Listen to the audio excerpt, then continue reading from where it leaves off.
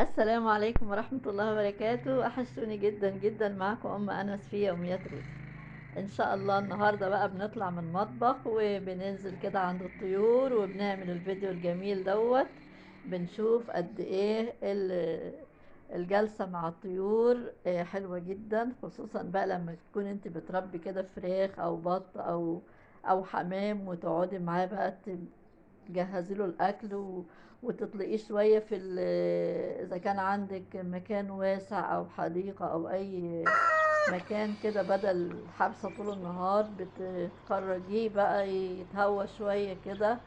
احنا عارفين كونك انك تطلقي الطيور اللي انت مربياها ديت بتحسن من وضعه كويس جدا.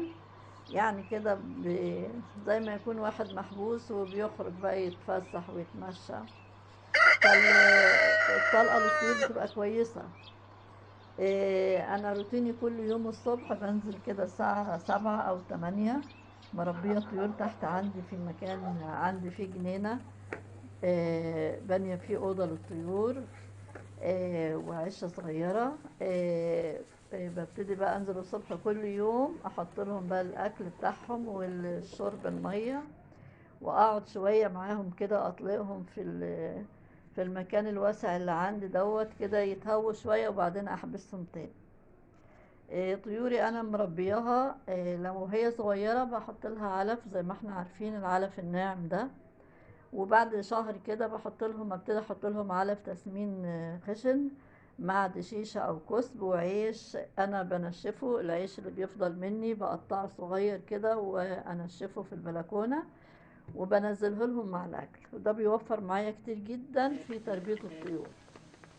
تمام، يبقى انا العلف بتاع الفراخ عندي او البط العيش الناشف ده ومع كسب او دشيشة مع العلف بتاع التسمين. لما الفراخ بتكبر بالشكل ده بستبدل علف التسمين بعلف بياض، وده بيساعد ان الفراخ بتبيض بيبقى بكميات كويسة يعني. بستمر بقى في وضع علف البيض مع الدشيشة والعيش لغاية ما الفراخ تخلص بيض خالص وتنجح.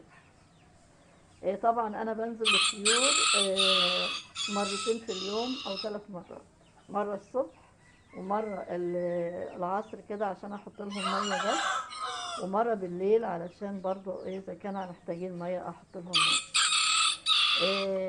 وهي دي الروتين بتاعي مع الطيور بتاعتي. اتمنى ان الفيديو ينال اعجابكم، واتمنى ان انتوا تسعدوني باشتراككم. ما تنسوش اللايك يا جماعة، اللايك مش هيخسرك حاجة. والسلام عليكم ورحمة الله وبركاته.